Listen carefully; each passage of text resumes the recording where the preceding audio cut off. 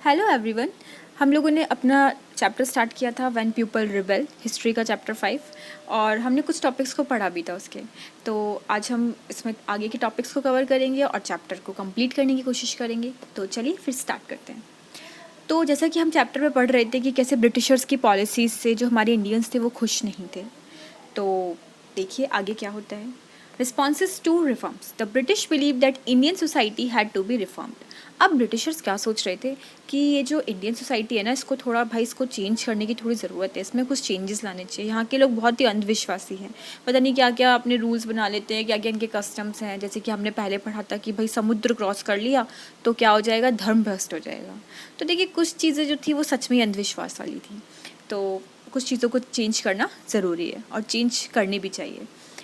ज़रूरी नहीं है ब्रिटिशर्स ने सारी चीज़ें बेकार करी हों, ये कुछ चीज़ें थी जो उन्होंने अच्छी भी की थी। जैसे कि laws were passed to stop the practice of sati and to encourage the remarriage of widow. ये बहुत ही अच्छा था। हमारे यहाँ पर क्या था इंडिया में कि सती प्रथा थी। सती प्रथा जैसे आप लोगों ने पढ़ी होगी कि अगर किसी लेडी के हस्बैंड की डेथ हो जाती है तो जब उसकी चिता जलती है उसके हस्बैंड की, तो उसके साथ उस लेडी को भी जला दिया जाता है। आप किसी जिंदा इंसान को मार रहे हो, कितनी गलत बात है, ठीक है। तो ये इन लोगों ने बंद करा, ठीक है, सती प्रथा को। और जो विडो थी उनकी रीमैरिज हो सकती है, ओके। तो पर हमारे इंडियंस तो भाई खुश नहीं थे, उनके तो धर्म पे बात आ गई, तो ये चीज़ तो गलत है उनके लिए। English language education was actively promoted. अब ये लोग इंग्लिश लैंग्वेज को क्या कर रहे थे, प्रमोट कर रहे थे। After 1830 the company allowed Christians missionaries to function freely in its domain and even own land and property. अब इन लोगों ने क्या करा 1830 के बाद कि जो कंपनी ने अलाउड कर दिया, जो क्रिश्चियन मिशनरी से है ना, वो अपना यहाँ पे ज़मीन खरीद सकती हैं, ठीक है, और उन लोगों को जो भी वो अपना काम करना चाहते हो यहाँ पे कर सकती हैं, ठीक है। अब 1850 में एक नया लॉ पास करा, कन्वर्जन ऑफ क्रिश्चियनिटी ईजियर।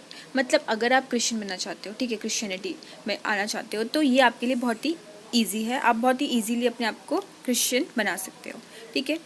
इस लॉ ने अलाउड करा इंडियंस को who had converted to Christianity, मतलब जो लोग क्रिश्चियंस बन जाएंगे वो अपने एंसेस्टर्स की प्रॉपर्टी उनको मिल जाएगी, मतलब जो उनके बड़े बुजुर्ग की जो प्रॉपर्टी है वो उनको मिल जाएगी। अब भैया कुछ लोगों को तो प्रॉपर्टी चाहिए थी, तो वो लोग क्या कर रहे थे, कन्वर्जन करा रहे थे, क्रिश्चियनिटी में कन्वर्ट हो रहे थे। तो हमारे इंडियंस को क्या फील हुआ कि ऐसे तो जो ब्रिटिशर्स हैं वो हमारे रिलीजन को क्या कर रहे हैं, डिस्ट्रॉय कर रहे हैं, हमारे जो कस्टम्स हैं, हमारे जो ये ट्रेडिशनल लाइफ है इसको क्या कर रहे हैं, ख़राब कर रहे हैं। There were of course other Indians who wanted to change existing social practices. अब देखिए कुछ इंडियंस को क्या था, उन्हें अच्छा लगा कि ये जो चेंजेस है ये क्या है, अच्छे हैं, जैसे सती प्रथा जैसी चीज़, ठीक है, जो उन्होंने ऐड करी, तो वो चीज़ क्या थी, अच्छी थी। इसके बारे में आप चैप्टर 7 में और पढ़ेंगे आगे। Through the eye of the people, अब लोगों की नज़रों से देखिए। To get a glimpse of what people were thinking those days, लोग क्या सोचते थे उस टाइम के बारे में, ब्रिटिशर्स के रूल के बारे में, उसके बारे में देखते हैं। इधर आपको दे रखा है sipahis exchange news and rumours in the bazaar of North India. ये सिपाही दिख रहे हैं आपको, सिपाही क्या कर रहे हैं, न्यूज़ एक दूसरे से बातें कर रहे हैं, मतलब न्यूज़ के मतलब जो भी वहाँ का चर्चा चल रही है उस बारे में, रूमर्स मतलब जो भी आपने अफवाहें फैला रखी हैं उस बारे में। The list of 84 rules given here are excerpts from the book. ये एक बुक थी मझा प्रवास, जो कि किसने लिखी थी, विष्णु भट्ट गॉडसे ने, जो कि एक ब्राह्मण थे महाराष्ट्र विलेज के। वो और उनके अंकल जो है यज्ञ अटेंड करने मथुरा जा रहे थे। तो Vishnu Bhatt wrote that they met some sipahis, उन्होंने क्या लिखा कि वो कुछ सिपाही से मिले जिन्होंने उनसे बोला कि आप मत जाओ, क्योंकि अब क्या होने वाला है, कुछ टाइम में जो लड़ाइयाँ होने वाली हैं, क्योंकि ये जो इंग्लिश जो ब्रिटिशर्स हैं इन्होंने कुछ रूल्स बनाए हैं, बट किंग जो है इन रूल्स को क्या नहीं करना चाह रहे, एक्सेप्ट नहीं करना चाह रहे। तो ये आपको कुछ इसमें बता रखा है, इतना इंपॉर्टेंट नहीं है, आप एक बार फिर भी रीड कर लीजिएगा। बस आप इसमें ये बात याद रखिएगा कि जो मझा प्रवास जो है वो विष्णु भट्ट गॉडसे ने लिखी है। There was soon excitement in every regiment. अब इसमें आपको बता रखा है कि एक जो सीताराम पांडे हैं ये रिक्रूट हुए थे 1820 में एज अ सिपाही, ठीक है, और इन्होंने ब्रिटिशर्स के अंडर में काम करा 48 ईयर्स, ठीक है, और ये 1860 में क्या हुए थे, रिटायर हुए थे। मतलब ये जो आदमी था इसने कितना काम किया, मतलब एक होता है ना सच्चा इंसान, मतलब अपनी सच्ची सेवा दे रहा है ब्रिटिशर्स को, ठीक है। इसका इन्होंने अपने सामने खुद अपने बेटे को मरते हुए देखा था, क्यों, क्योंकि वो रिबेल कर रहा था, तो ब्रिटिशर्स ने उसको मार दिया था, ठीक है। तो हमारी इंडियंस ही इनको क्या कर रहे हैं, सपोर्ट कर रहे हैं। A mutiny become a popular rebellion. Mutiny का मतलब क्या होता है? When soldiers as a group disobey their officer in the army, जब जो सोल्जर्स होते हैं ग्रुप में मिलकर के क्या करें, डिसोबे करें, अपने जो ऑफिसर्स उनकी बात को ना माने, ठीक है। तो struggles between rulers and ruled are not unusual. Sometimes such struggle become quite widespread as popular resistance, so that the power of the state break down. अब इसमें क्या बता रखा है, देखिए, आप हैं, अगर आपको अपने जो जो आपसे जो आपको जो आपके कंट्री को जो चला रहे हैं, ठीक है, फॉर एग्जांपल कोई राजा किसी को चला रहा है देश को, ठीक है, तो अगर उसकी प्रजा को उसकी नीतियाँ पसंद नहीं आएंगी तो वो उसके अगेंस्ट में बोलेगी ना। और जब ज़्यादा ही ग्रुप के लोग मिल जाएंगे और उसके अगेंस्ट में आवाज़ उठाएंगे तो राजा की सत्ता क्या हो जाएगी, गिर जाएगी, मतलब वो फिर इतना नहीं चल पाएगा। तो वही चीज़ है कि लोगों ने ब्रिटिशर्स के अगेंस्ट में क्या करा, रिबेल करा, उन लोगों ने बहुत उनके अगेंस्ट में आवाज़ उठाई और काफ़ी लोग इसमें आकर के जुड़े। तो राजा को क्या मतलब ब्रिटिशर्स को क्या दिख रहा था कि अब उनकी जो पावर है वो क्या होती जा रही है, ब्रेक डाउन हो जाएगी, मतलब उनकी सत्ता उनके हाथ से चली जाएगी। A very large number of people begin to believe that they have a common enemy. सब लोग मिलकर के क्या देख रहे थे कि उनके कॉमन एनिमी, मतलब उनका दुश्मन कौन है, ब्रिटिशर्स है, और उनको उनके अगेंस्ट में क्या करनी चाहिए, आवाज़ उठानी चाहिए, लड़ाई करनी चाहिए। For such situation to develop people have to organise communicate, लोग आपस में बात करने लगे, उन्होंने इनिशिएटिव लिए और एक कॉन्फिडेंस लगा उनके आगे, ठीक है, कि ये इस सिचुएशन को क्या करेंगे, फेस करेंगे। ये जो सिचुएशन थी ये कब डेवलप हुई थी, ये हुई थी नॉर्दर्न पार्ट्स में, ठीक है, मतलब साउथर्न वगैरह एरिया में इतना नहीं थी, सबसे पहले नॉर्दर्न में हुई थी, इंडिया में 1857 में। After 100 years of conquest and administration, the English East India Company faced a massive rebellion that started in May 1857। मतलब 100 साल बाद इन्होंने देखा कि मतलब एकदम से क्या हुआ, बहुत तेज़ रिबेलियन हुआ, मतलब लोगों में एकदम से आक्रोश जग गया कि इनके अगेंस्ट में क्या करना है, लड़ना है। तो इनको कंपनी को क्या फील हुआ, थ्रेटन। अब इन्हें डर लगने लगा कि अब हमारे हाथ से क्या जा रही है, सत्ता जा रही है, लोग कुछ ज़्यादा ही मिलके हमारे अगेंस्ट में आवाज़ उठा रहे हैं, ठीक है। Sipahis mutinied in several places beginning from Meerut. अब सिपाही ने कहाँ से स्टार्ट करा लड़ाई लड़ना, मेरठ से। बहुत लार्ज नंबर में लोग आए अलग अलग सोसाइटी से रिबेल करने के लिए। अलग अलग सोसाइटी मतलब अलग अलग टाइप के लोग आ गए, मतलब राजा भी आ गए, नवाब भी आ गए, ये सब लोगों ने इनके अगेंस्ट में क्या उठाई, आवाज़ उठाई। किसके अगेंस्ट में, ब्रिटिशर्स के अगेंस्ट में।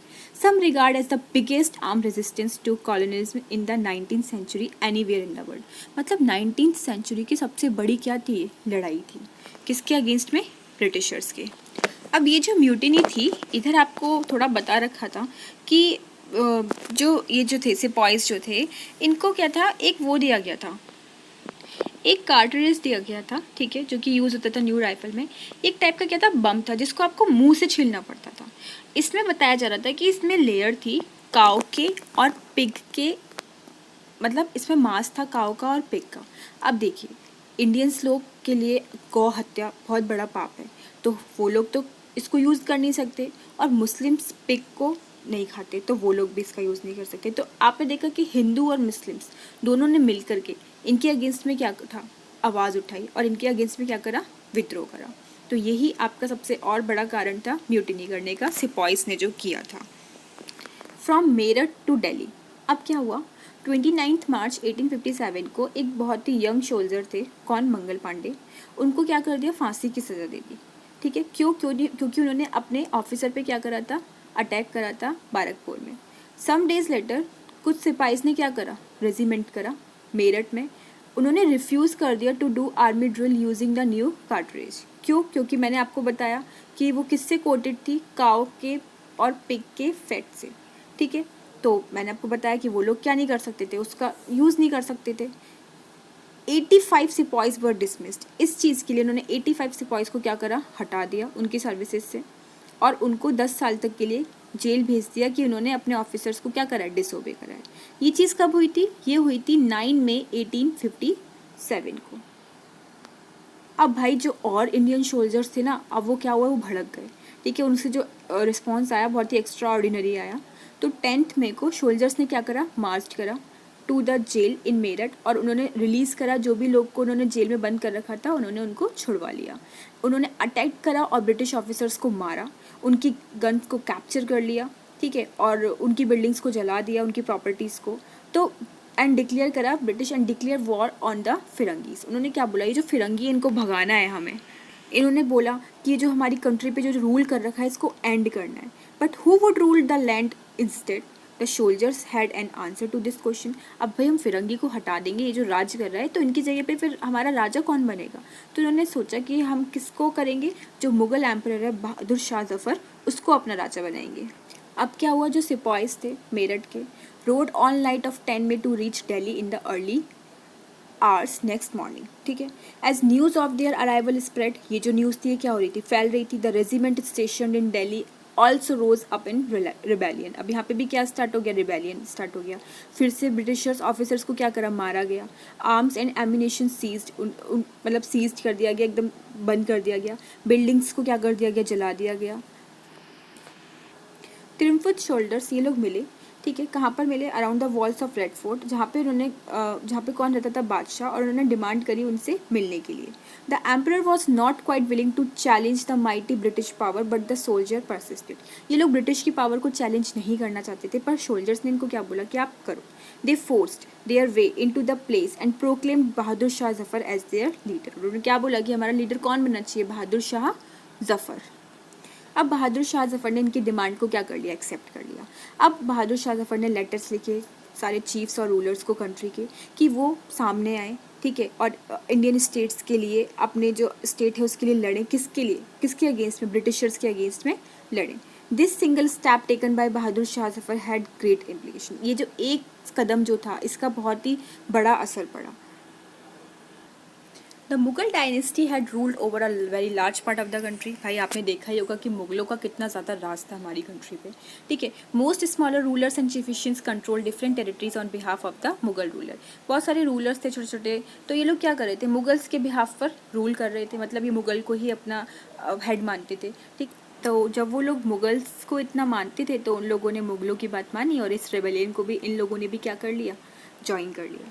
The British had not expected this to happen. उनको नहीं लगता था कि ऐसा कुछ होगा, ठीक है, ब्रिटिशर्स को नहीं लगता था कि सिपाहीज इतना कुछ कर पाएंगे। बट बहादुर शाह जफ़र की से उनको क्या मिली, हेल्प मिली। तो बिल्कुल ही सिचुएशन क्या हो गई, चेंज हो गई, ठीक है, क्योंकि सब लोग अब मिल करके एकजुट होकर के ब्रिटिशर्स के अगेंस्ट में आवाज़ उठाने लगे थे, ठीक है। सब लोग मिल करके उनके अगेंस्ट में बोल रहे थे, चाहे वो अलग अलग जगह के लोग हो, मुगल्स हो, आपके पीजेंट्स हो, सिपाहीज हो, अब सब लोगों ने ब्रिटिशर्स के अगेंस्ट में आवाज़ उठानी शुरू कर दी थी। तो इससे लोगों में क्या आ गया था, करेज आ गया था, उनमें एक आशा आ गई थी, कॉन्फिडेंस आ गया था कि हाँ हम इनके अगेंस्ट में लड़ सकते हैं। तो आज हम इस चैप्टर को यहीं तक पढ़ेंगे। आगे का चैप्टर जो है वो हम नेक्स्ट वीडियो में कवर करेंगे। मैं ज़्यादा बड़ी वीडियो नहीं बनाती ताकि आप इजीली थोड़ा थोड़ा करके पढ़ सको और समझ सको। होप आपको समझ में आया होगा, और अगर आपको वीडियो अच्छा लगे तो प्लीज़ सब्सक्राइब करना मत भूलिएगा, इससे हमें भी मोटिवेशन मिलती है। Thank you for listening, bye bye, take care.